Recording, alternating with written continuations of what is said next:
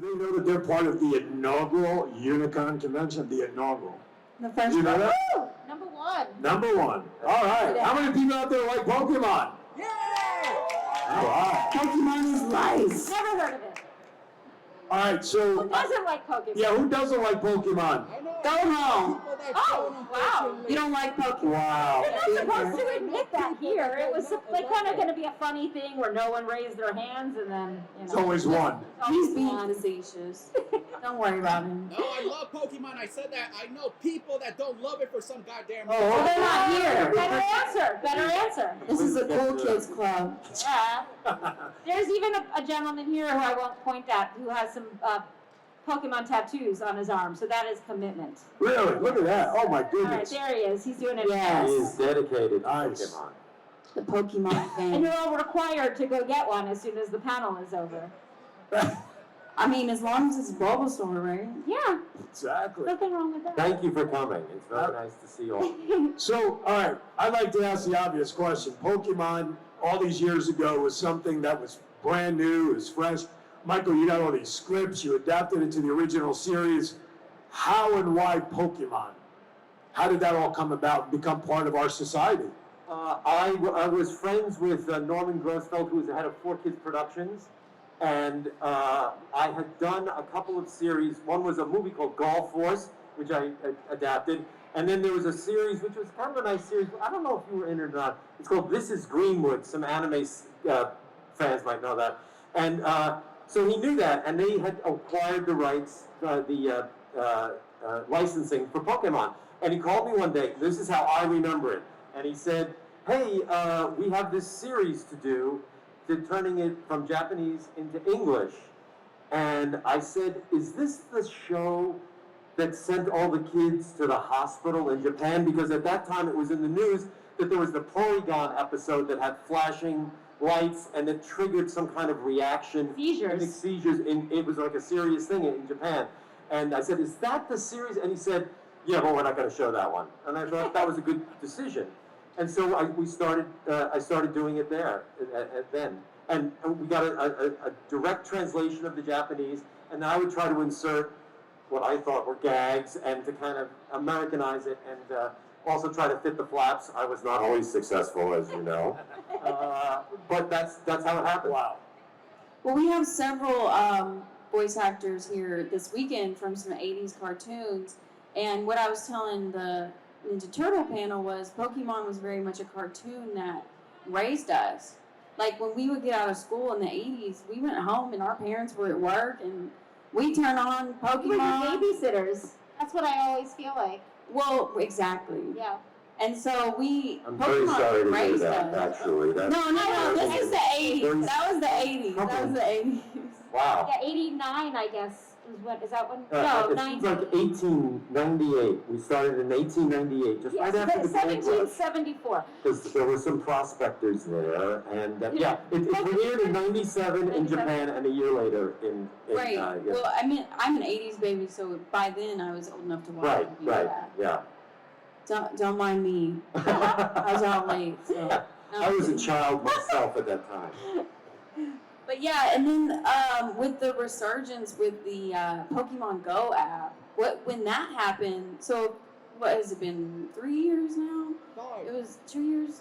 Everybody was... 5 years. It's been that long? Yeah, Yes. yeah. Time flies when you're having fun. Yeah, that's Yeah, right. well, we're still playing Pokemon Go. Yeah, it got cool again. But it felt like when the app came out, it was like everybody was going out and meeting strangers and going to parks, and we all had like a common goal, and it was nuts. And how did you guys feel about that? How popular it was? It was really fun. Like, suddenly people who didn't even care about Pokemon were playing the game. So, and then some of those people, they got them into the show. So it became this, and then it was multi-generational too. So people were playing with their kids. It brought in this whole new fan We base. even talked to some people at the convention here that said there's a Pokemon, I don't know, they're capturing Pokemon outside and There's a stop. putting them in Yeah, their there's a cars. Pokestop. There's some They'll put it Bulbasaur. like a- It's strange, but yeah. Pokestops, cool. they'll put it like a hot spot, and then you A can hot go and get like special things or like upgrades. Yeah. And, yeah. Somebody did. So Tara, how did Bulbasaur come across for you? Well, I was there recording, I think it was episode 3. I got cast on the show to play a character named Melanie. I played a lot of human characters too, luckily. I got to say words sometimes. And while I was there, I guess we finished Melanie. And I'm sure you were probably, I guess you were in the room. It was so long ago. And they said, hey, while you're here, there's this little like greenish blue guy. I was like, can you try voicing him? I said, oh, okay, like what does he say? And they said, Bulbasaur. And I was like, what else does he say?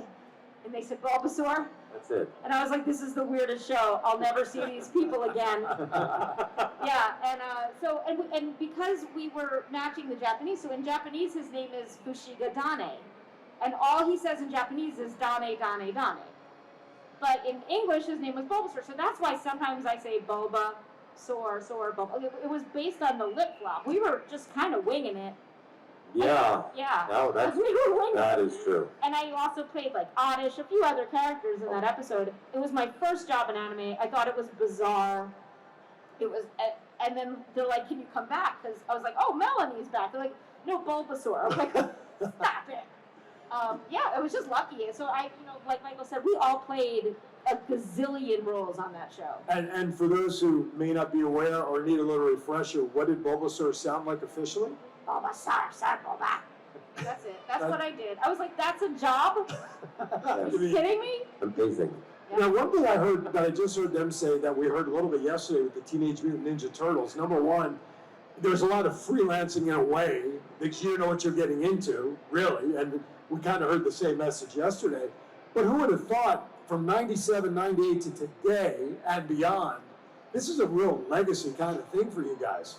Oh, definitely. I mean, I really, until, I guess it's about 3 years ago when Pokemon Go started, the same way. Like, it seems like, it was that last month, and it was like, that was 4 years ago. But Tara was signing some cards, so I was kind of unaware of the whole convention thing and the signing and the pop heads and all that stuff.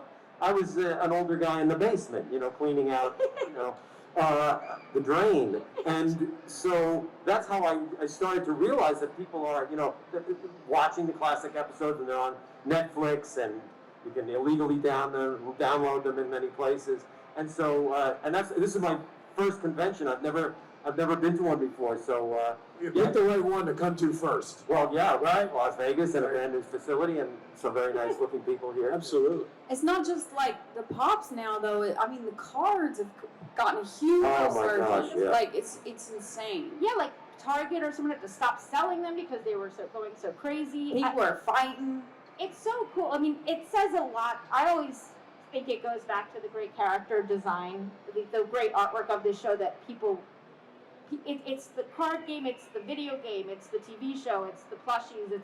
There's something about the design that people really connected to, especially the early designs. I think that kids and adults found appealing.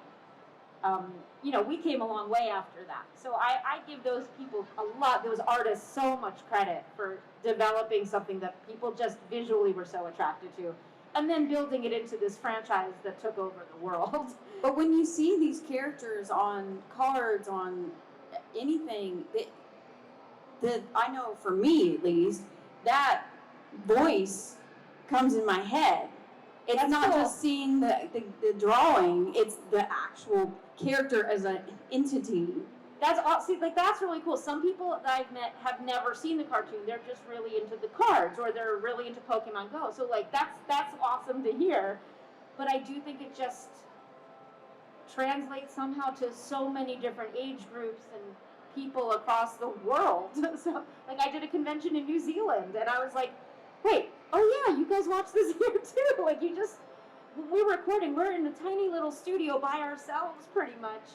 We forget that this is broadcast to the universe. So, they're watching it on Mars. Yeah, and I think when it came, Hopefully. I think it helped it was on 5 days a week too when it was first on, because it might have been 6. I can't remember. I think it also aired on Saturdays, so it was really out there. It was there all the time. It was there a lot. We watched yeah. it after school. Yeah, it was part It of was the after routine. school. That's right. Yeah. And when we were doing the show, I tried to keep in mind that there's probably one kid that this is that kid's favorite show. So we would try to do, like, oh, let's do that one more time. Let's do that. And, you know, let's try to really do the best I can. Now, some people can't believe that that's the best I could do, but it was. And so I am sorry for that if it wasn't that good. I know I made a lot of goofs, but and they told us about it too. But that was what we kept in mind, because, you know, as a kid, I grew up in New York. We had a lot of like kid TV shows like Chuck McCann and Captain Jack McCarthy and Do you remember Wonderama? yeah, of course, with Sonny Fox, or they called them Funny Socks. Right. But Nice. yeah, so I love those after-school shows too, and I really tried to do that. Many times unsuccessfully, but I tried. You know. Mostly successful. Oh, that's nice of you to say. What goes into adapting a script, and how long did it take?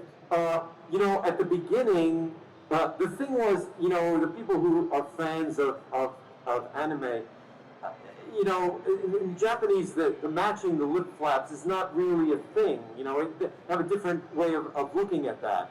I guess it's like the European films where they post-dub a lot of the show, of the voices, and it doesn't match, and that's okay.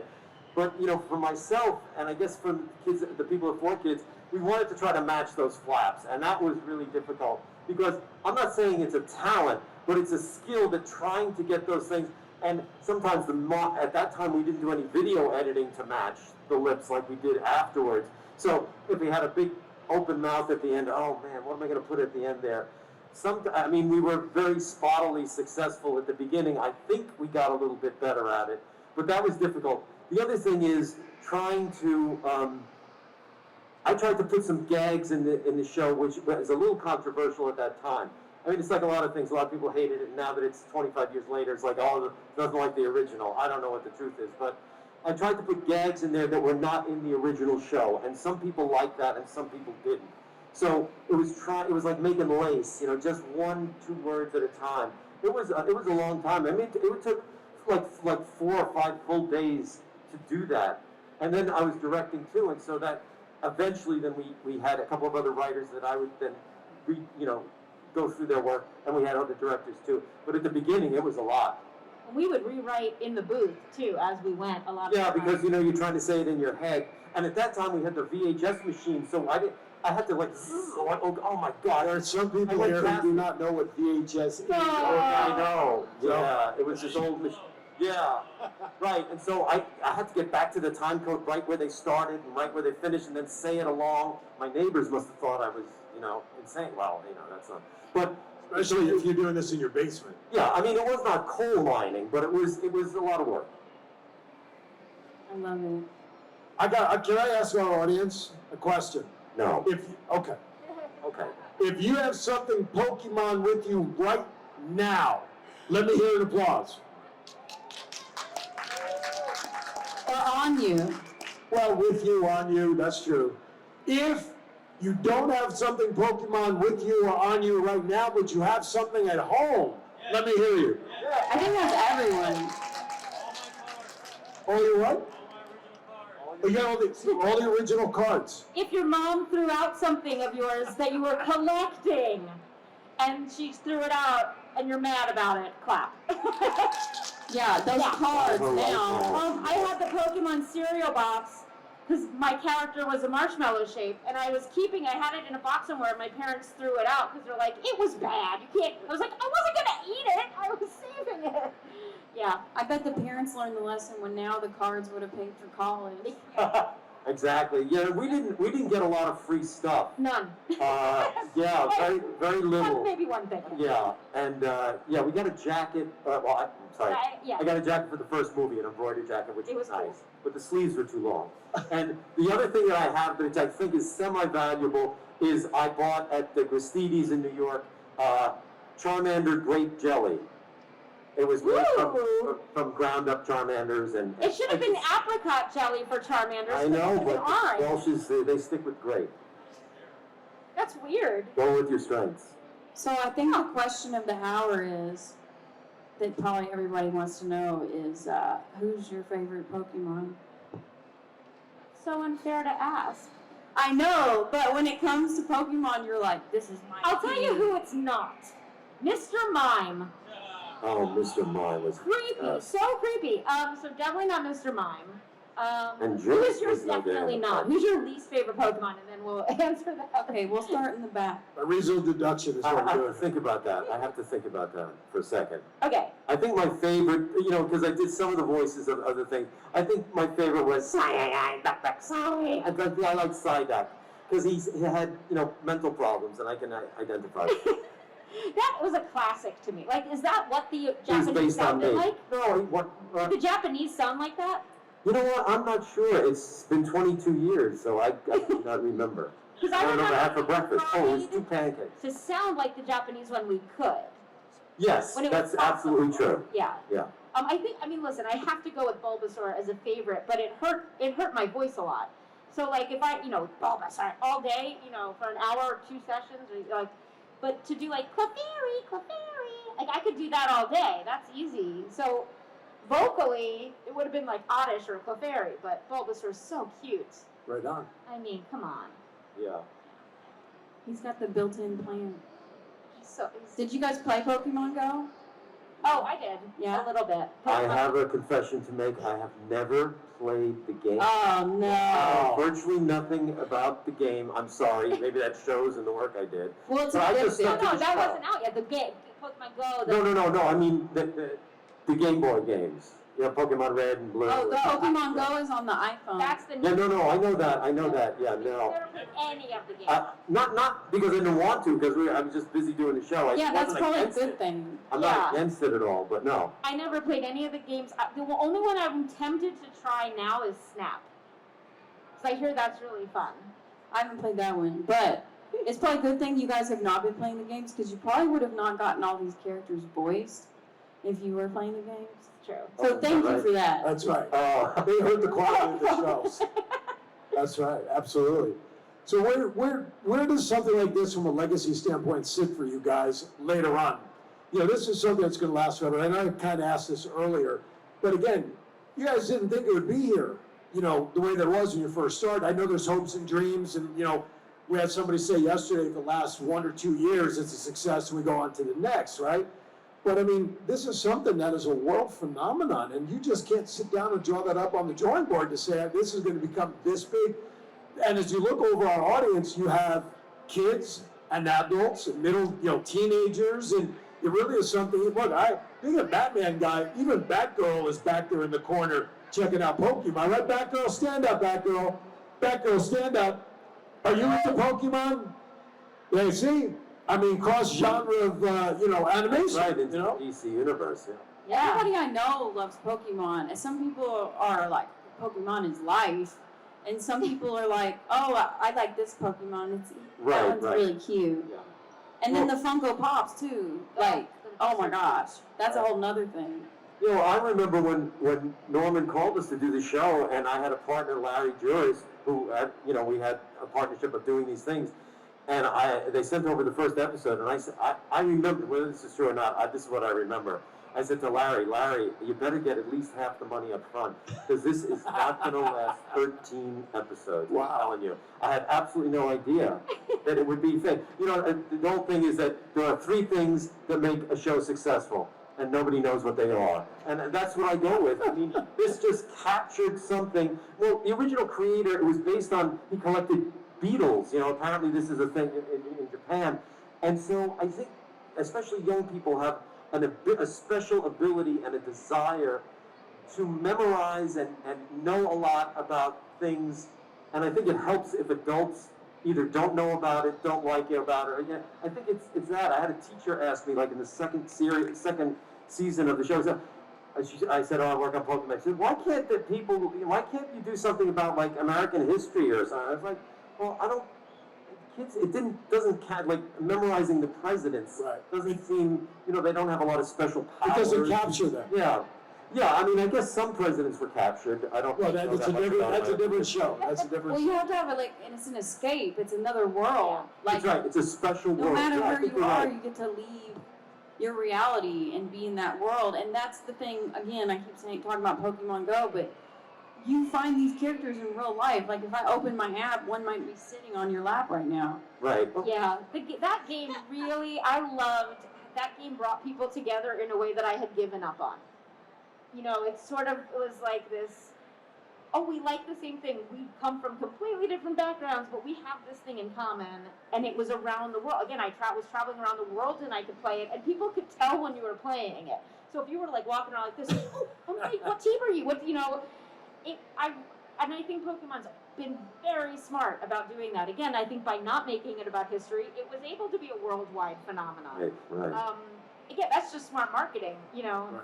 But I respect it, and the game just did that again, and I loved seeing people come together. I wasn't good at play. I used to just capture them, but I never knew how to battle in Pokemon Go. But I just liked collecting. I was like, oh, I get why this is fun.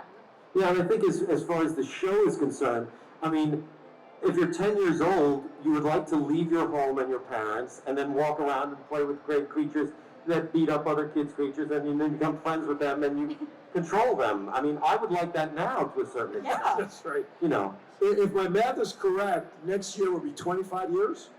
Yeah, that's the thing. They're saying this is Everybody's 25 saying, Well, based on coming here, but 1997 is when it started. But it came here when? In Japan, yeah. Right. So that's the origination of the show. 98 was here, right? That's yes. Yeah, Okay. McDonald's is like saying that it's 25 years right now because like all their stuff has Pokemon 25. Okay. So I guess we're calling it by the Japanese origination. Got Yeah, but as far as the show is 25. But for us, it hasn't been 25. So then for the show and for you guys, let me ask you this question. When you guys hit 25 years of anniversary for the show, anything specially planned to celebrate 25 years? A show or something? I mean, I don't want to jump the shark here, but Yeah. is there anything in the works to celebrate 25 years? Yes, my wife is making spaghetti carbonara. I think that's it. Special dinner. No, I mean, you know, we're kind of out of the loop. Which I love. She Yeah. makes it, it's a little dry. I don't Stop say it. We're, you know, if we schedule that among ourselves, so we worked on the first 8 seasons together, and then because of businessy reasons, you know, a whole new cast came in. Like it's, you know, similar to the way Power Rangers are and other shows like that. And then I came back to the show for season 23, so I'm working on it again. But I did not know that. Yeah. What character are you playing? Yamper, and among others. But I didn't get to take over my old roles, which is a bummer. But that's someone, you know what? It's great. It's someone else's job. I would never think to take a job away. She But would. She's done it many times. we don't. It's there's not. You know, the actors among ourselves do try to celebrate and plan things. Like I know I went to see the Pokemon movie with the live action with some of the original cast. So among ourselves, we sometimes do things like that. But in terms of like what Pokemon But nothing official. planning, we are very out of the loop. But if the Pokemon Company wants to contact us, I'm available only 7 days a week. There you go, 24/7. Yeah, that's the Maybe you'll celebrate 25 years next year right here at UniCon. Yeah. Wouldn't that be cool? Yes. Okay, can I stay with you? Is that okay? Because Yeah. the hotels are a little high. You got to know certain people, you know what I'm The saying? basement, all I need is a small area. Like, anyway, let's give a Thank round you of so much. applause. Come and see us. Thank you for loving Pokemon. Thank you. Good to see you all. Make sure